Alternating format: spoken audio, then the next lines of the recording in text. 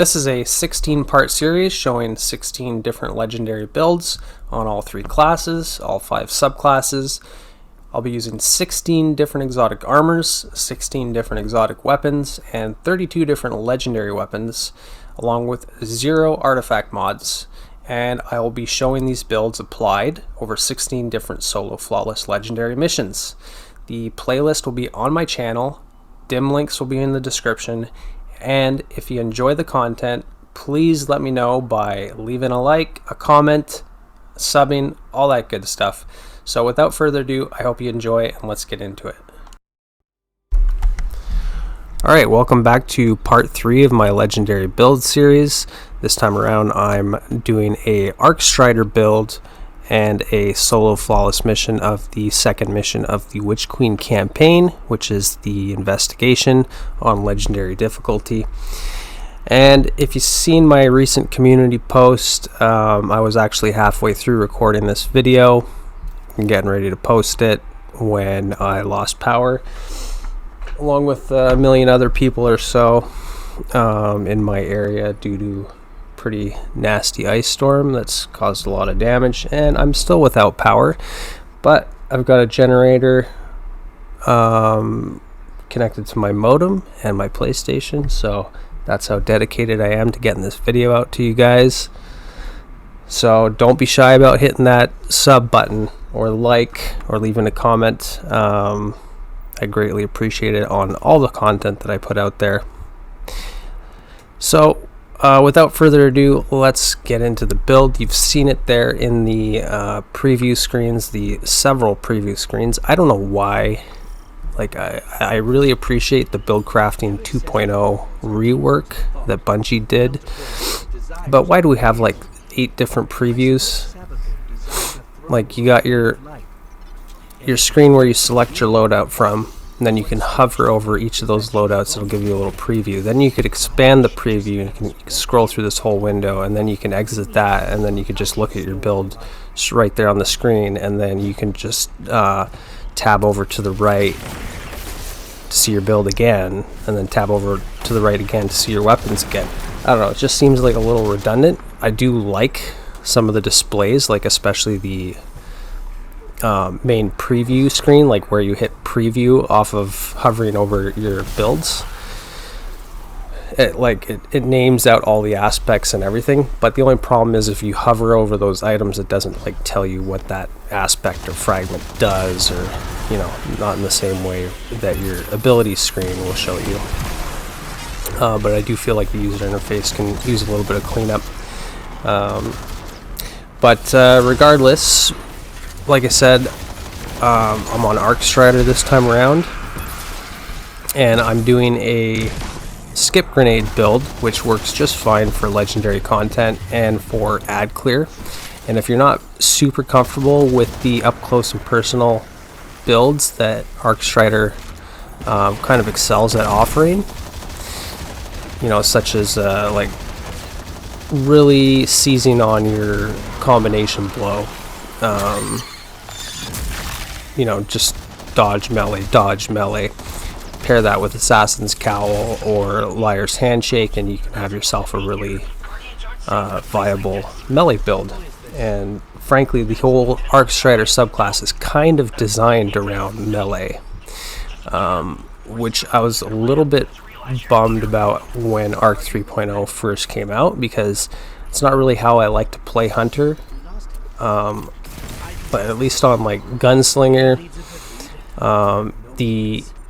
like with On Your Mark, I really enjoy the gunplay, like the movement and the gunplay of Hunter. Even if their abilities weren't the best, I always feel like the gunplay and the feel of the movement is always top notch with Hunter. So I like to play into that, except for on Night Stalker, obviously, because Night Stalker's kind of its own breed entirely, with playing into invisibility and stuff like that.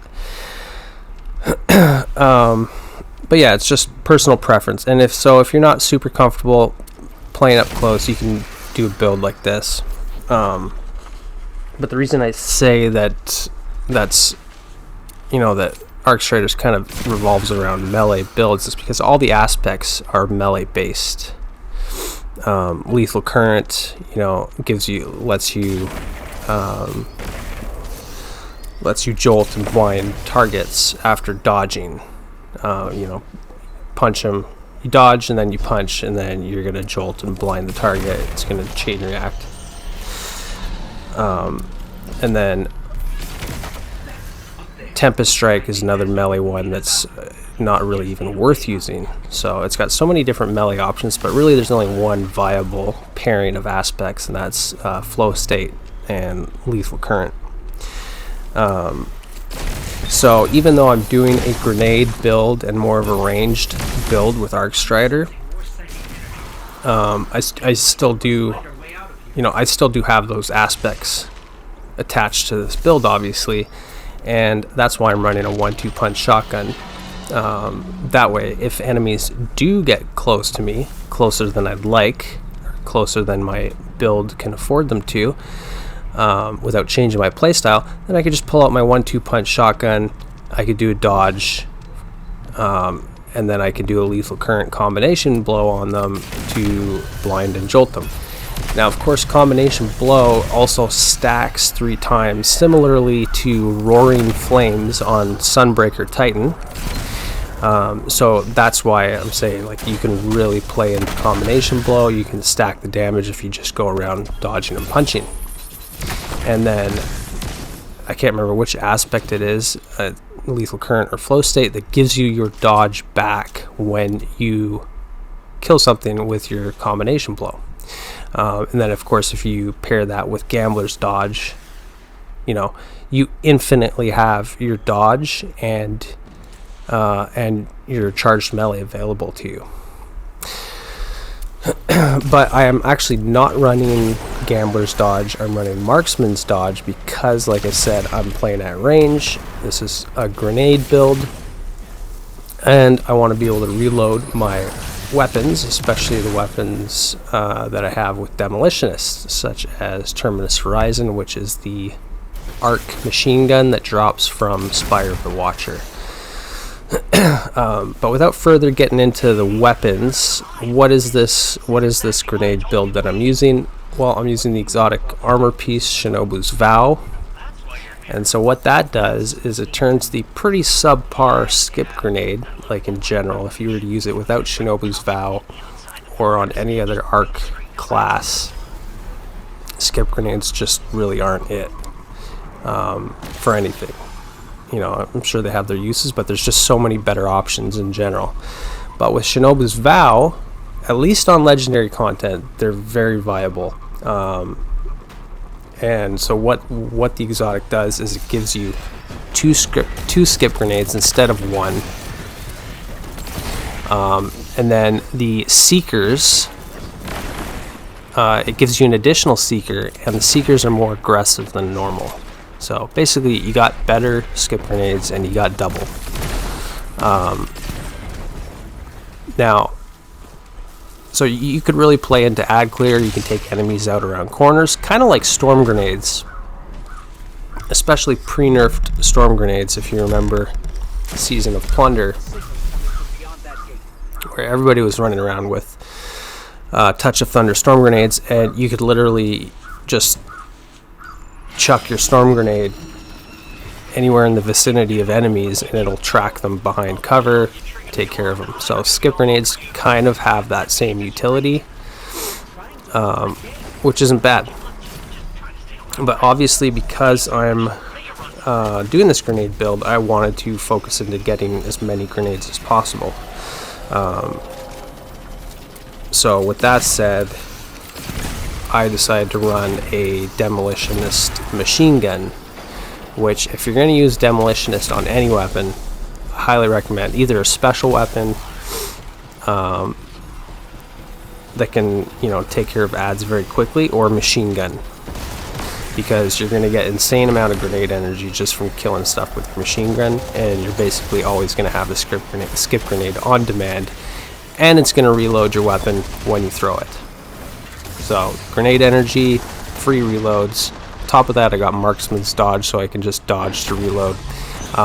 But You may think that's a bit redundant. Why do I need marksman's dodge and demolitionist? Like, I got two different ways to reload my machine gun without actually having to reload it a long way. Yeah, it may seem a little bit redundant, but it's not the only weapon I'm using, obviously. And this Terminus Horizon has Volt Shot, right? So whenever I get a kill with the machine gun and then I reload, I get Jolt on my next shot, which is kind of like a perk that makes any weapon very similar to Trinity Ghoul for a brief moment, which is kind of why I'm running Trinity Ghoul as my backup. When Terminus Horizon's running low on ammo, I could just pull out Trinity Ghoul and I could basically do the same stuff that my machine gun was doing, sometimes even more effectively. But yeah, so I throw a grenade, I can proc Volt Shot. I do a dodge, I can proc Volt Shot. Lots of different ways to proc Volt Shot. And what is Volt Shot doing for me? Well, not only is it killing a lot of targets and doing damage over time to bigger targets from the Jolt, but it's also giving me ionic traces because I'm using Spark of Ions, and the ionic traces are giving me more ability energy. So yeah, basically the machine gun just amplifies the grenade regen big time, not just through giving directly grenade energy through demolitionist, but also by producing ionic traces through Volt Shot, and then the traces in turn give me energy. So as far as like stats, one thing I wanted to touch on is stats versus fonts. Since Bungie introduced the buildcrafting 2.0 rework, we got a whole bunch of new font mods, and they are gear specific. So for every stat that there is in the game, there's a font for it, and if you equip one copy of that font, so I don't remember the names of all of them, but say for example for grenades, Font of Discipline. I don't think it's called Font of Discipline, but that all of those fonts, as long as you have armor charge, it'll give you 30 more stats, 30 more stat points. So if you're tier 7 discipline at base, like right now, you know, because it's pretty hard to spec stats for hunters, because you know, we want mobility, we want resilience, sometimes we want strength and discipline, and recovery on certain classes. So it can be pretty tough, but with the new font system, as long as you can keep good uptime on your armor charge, which I'll touch on, then you can actually have like quadruple 100 stats fairly easily. Excuse me. So for example, like I go with 100 resilience and 100 mobility at base if I can with pretty much all my hunter builds, just because I like having the uptime on my dodge from mobility, and I like the jump. I like the jump is just so good at 100 mobility compared to even like tier 8. I just like the consistency of it. And having such a short cooldown on a dodge can really act as a catalyst for getting your other abilities back, like if you're using bomber or outreach or a class item, you know, dodge specific mods that will help you get your grenade back, which I am using bomber here, I believe. So I dodge, I get grenade energy. More dodges, more grenades. So if you can, prioritize resilience and mobility. I mean, it's preference, but I would go definitely with resilience, having that at tier 10 for the extra 30% damage reduction. You just can't complain about that. And then for discipline and your charged melee, so like for your abilities on hunter, you can go up tier 7. Like strength isn't even that important unless you're playing into like gambler's dodge, lethal current, combination blow. Then you don't even need to spec into strength at all if you play correctly. But With the way that I'm playing, I had the stats available to be tier 7 strength, tier 7 discipline. I didn't use a font for strength to get 100 because I didn't really need 100 strength at all. Like I said, the strength was just for backup. But I did use the one for discipline so that I have tier 100 discipline when I have armor charge. And the so the way I'm getting armor charge is through siphon mods from weapon kills and from my grenade. So lots of orbs available. And then one little trick that you can do is you can do charged up with stacks on stacks and time dilation. That way when you pick up one orb of power, you will have 30 seconds of armor charge, and you'll have actually 2 armor charges. So there's that. I also ran this build on Root of Nightmares for ad clear up until like boss fights, and it was very good. So anyways, hope you enjoyed. I will see you in the next video. Take care.